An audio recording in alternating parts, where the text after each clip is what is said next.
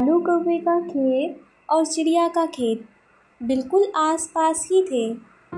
इस बार दोनों ने अपने खेतों में अंगूर के बीज डाले थे और कुछ दिन बाद उनके खेत में अंकुर फूट आते हैं। अरे वाह, पूरे खेत में अंगूर के पौधे उगाए हैं। मुझे अपने खेतों को पानी लगाना होगा क्योंकि गर्मी बहुत है।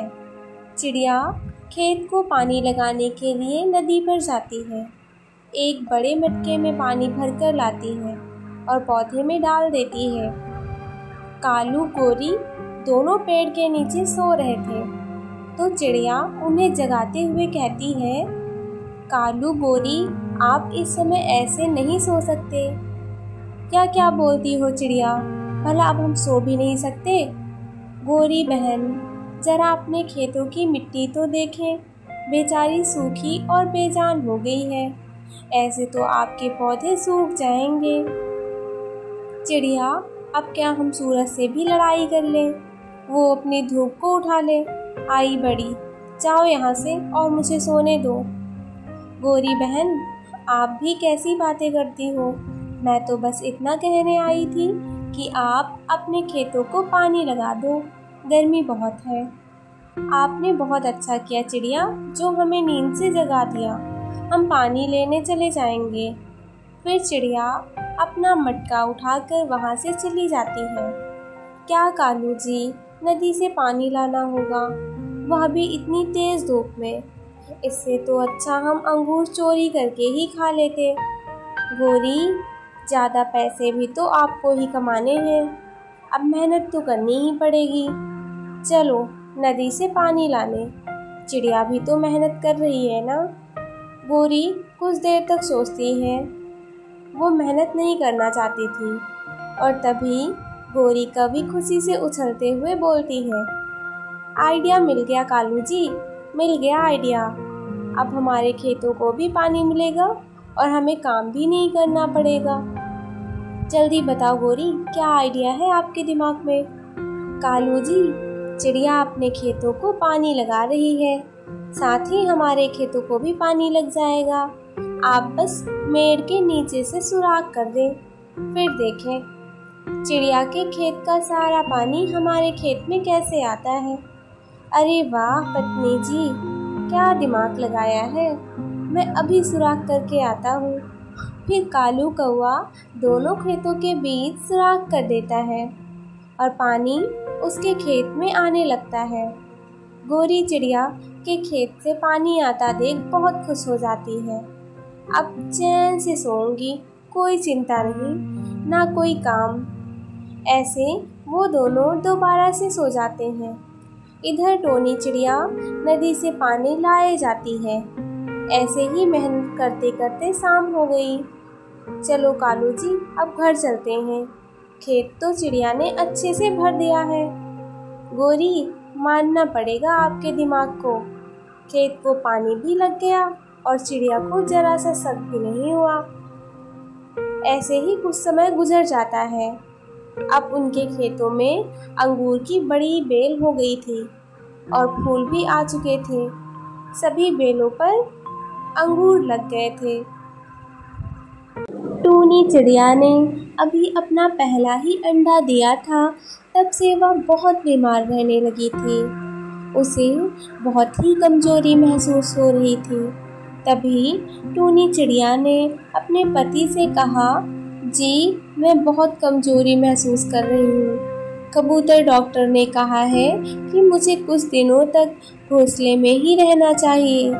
ठीक है टूनी, आज से दाना भी मैं ले आया करूँगा और पानी भी। जी, मुझे कबूतर डॉक्टर के पास से दवा भी लानी थी, लेकिन दवा लाने के लिए मेरे पास दाने नहीं हैं। अगर आप किसी तरह से दाने की व्यवस्था करा दो तो मैं दवा ले आती। ठीक है टूनी, मैं कुछ व्यवस्था करता हूँ। यह कहकर चुन्नू अपने घर से निकल जाता है। रास्ते में उसे गोरी कौवी मिलती है। गोरी कौवी चुन्नू से बोलती है, चुन्नू, मैंने सुना है तुम्हारी पत्नी अब बीमार रहने लगी है। हाँ गोरी, मेरी पत्नी बीमार रहने लगी है। इतनी बीमार है कि वह दाना भी नहीं ला सकती। वह घोंसले में ही आराम कर रही है। चिड़िया को तुम कैसे संभाल पाओगे? अगर मेरी मानो तो तुम चुपचाप किसी दूसरी चिड़िया से शादी कर लो। उससे क्या होगा? मेरा अंडा भी तो है। चुन्नू, इस अंडे को छोड़ दो और खुशियों भरा जीवन जियो। तुम क्यों दुख में अपना जीवन फंसा रहे हो? पुराने पीपल के पेड़ के नीचे एक चिड़िया बैठी हुई है और वह बहुत ही खूबसूरत है और जवान भी है। किसी चिड़े की तलाश में है। चुन्नू चिड़ा उड़ते उड़ते उस पेड़ पर पहुंच जाता है। वह सुंदर चिड़िया को देखकर मोहित हो जाता है और मोहित होकर सब कुछ भूल जाता है, अपनी पत्नी, अपना घर और अपना अंडा भी। और सब कुछ भुलाकर वो उसके साथ ही किसी दूसरे जंगल में चला जाता है। शाम तक टूनी चिड़िया उसका इंतजार करती है, मगर कोई नहीं आता है। वह बहुत भूखी थी, लेकिन कमजोरी के कारण वह कहीं भी नहीं जा सकती थी।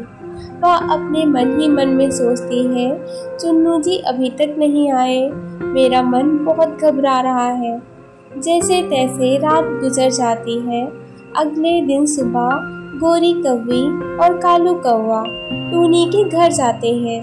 फिर कालू कौवा टूनी को आवाज लगाता है, अरे टूनी, ओ टूनी, जल्दी बाहर आओ। टूनी चिड़िया बाहर आती है और कहती है, बोलो कालू भैया, क्या हुआ है? अरे टूनी, तुम्हारा पति ये जंगल छोड़कर कहीं चला गया है और उसने किसी दूसरी चिड़िया से शादी भी कर ली है।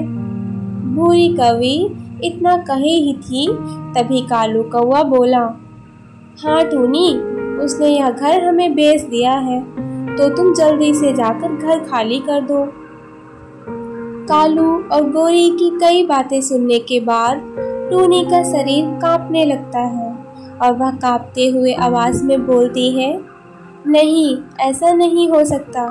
मेरा पति मेरे साथ ऐसा नहीं कर सकता। तुम झूठ बोल रहे हो। तुम चुपचाप अपना सामान लेकर यहाँ से निकल जाओ, नहीं तो मैं तुम्हारा अंडा बाहर फेंक दूंगा। टूनी चिड़िया अपने घर में जाती है और अपना सामान, घोंसला और अंडा लेकर वहाँ से निकल जाती है। फिर गोरी कौवी, कालू कौवा हंसते हुए बोलते हैं, देखो, हमने तो टूनी का बसा बसाया घर बिगाड़ दिया है और हमको तो घर भी मिल गया है। हाँ हाँ गोरी, तुम तो मुझसे 2 कदम आगे हो। अपना घोंसला और अंडा लेकर टूनी दूसरे जंगल चली जाती है।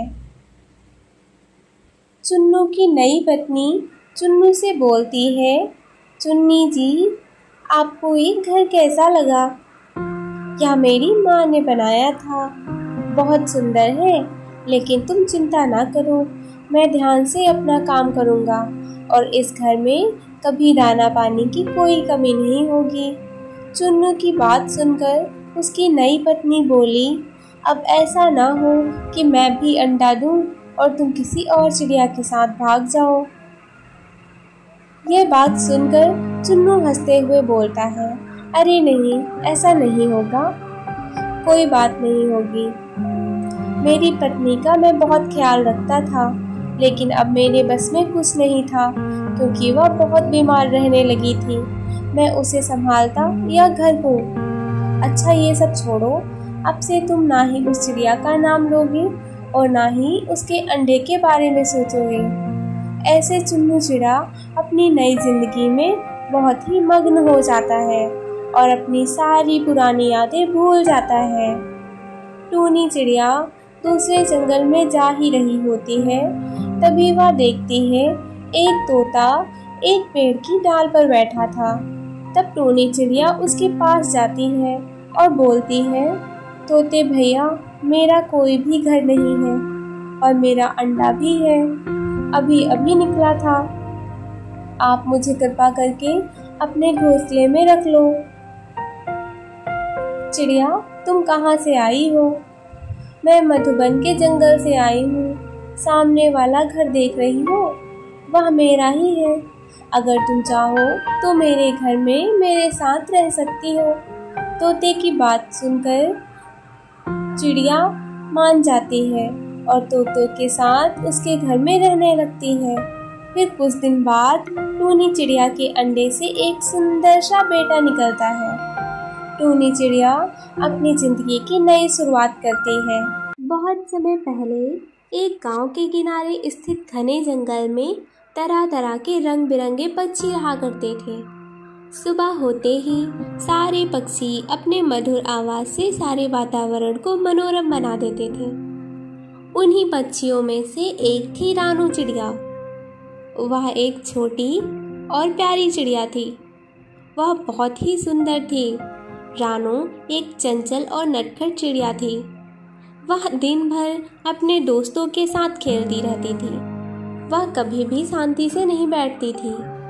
उसका दिल बहुत बड़ा था और वह हमेशा किसी न किसी को खुश करने की कोशिश करती रहती थी। लेकिन उसकी चंचलता कभी कभी उसे मुसीबत में भी डाल देती थी। एक दिन रानू चिड़िया अपने दोस्तों के साथ खेलते खेलते जंगल के एक ऐसे हिस्से में पहुंच गई जहां इससे पहले उसने कभी कदम भी नहीं रखा था। यह हिस्सा जंगल के बहुत अंदर था और यहाँ का वातावरण भी काफ़ी अलग था।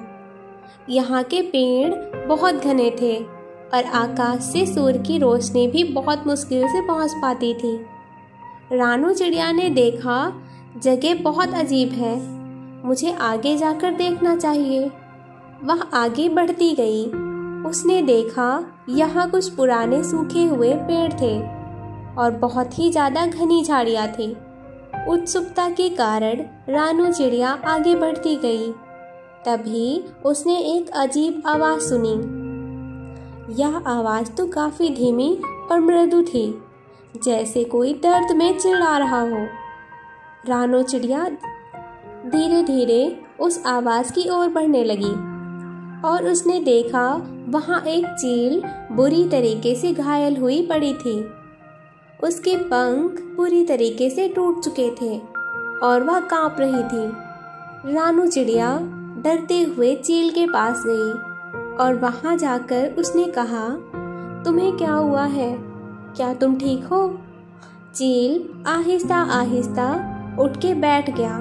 मैं बहुत थका हूँ छोटू चिड़िया। मैं शिकार के दौरान एक पेड़ से गिर पड़ा था और अब मैं उड़ नहीं पा रहा हूँ। मुझे बहुत दर्द हो रहा है। रानू चिड़िया चील की हालत पर बहुत ही ज़्यादा तरस खा जाती है। उसने सोचा, मैं इसे अकेला नहीं छोड़ सकती, मुझे इसकी मदद करनी चाहिए। रानू चिड़िया जल्दी ही आसपास से पानी लेकर आती है और मुलायम पत्तों और घास इकट्ठा कर लेती है और चील के घाव को ढकने लगती है। फिर उसने मदद के लिए अपने दोस्तों को बुलाया। उसके दोस्त पास में ही खेल रहे थे और वे चील को देखकर चौंक जाते हैं। वे सभी रानू चिड़िया के नेतृत्व में एकजुट हो गए थे। सभी ने मिलकर चील की मदद की, उसको पानी पिलाया और अन्य ने चील के साथ बैठकर बहुत सारी बातें भी की। कुछ दिन बाद बाज पूरी तरह से ठीक हो गया और एक दिन रानू चिड़िया अपने सभी दोस्तों के साथ बाज से मिलने आती है। बाज से पूछती है, अब तुम कैसे हो और अब तुम्हें क्या करने वाला हो? तुम अभी भी मुश्किल में हो क्या?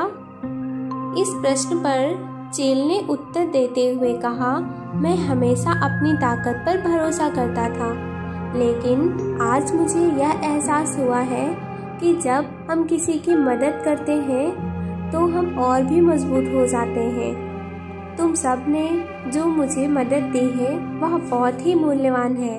अब मैं पहले की तरह उड़ सकता हूँ और मैं तुम्हारी इस मदद को कभी नहीं भूलूंगा। यह बात सुनकर रानू चिड़िया ने कहा, आपका बहुत धन्यवाद, लेकिन हमें तो यह करना ही था। हमें हमेशा एक दूसरे की मदद करनी चाहिए, चाहे हम छोटे हों या बड़े। इसके बाद चील ने अपने पंख फैलाए और आकाश में उड़ गई। फिर चील मुस्कुराई और उसने रानू चिड़िया से कहा, जब तक हम एक दूसरे के साथ हैं तब तक हम किसी भी मुसीबत का सामना कर सकते हैं। इस कहानी से हमें यह संदेश मिलता है कि हमें हमेशा एक दूसरे की मदद करनी चाहिए। एकता में शक्ति होती है। जब हम साथ मिलकर काम करते हैं तो हम किसी भी समस्या का हल निकाल सकते हैं।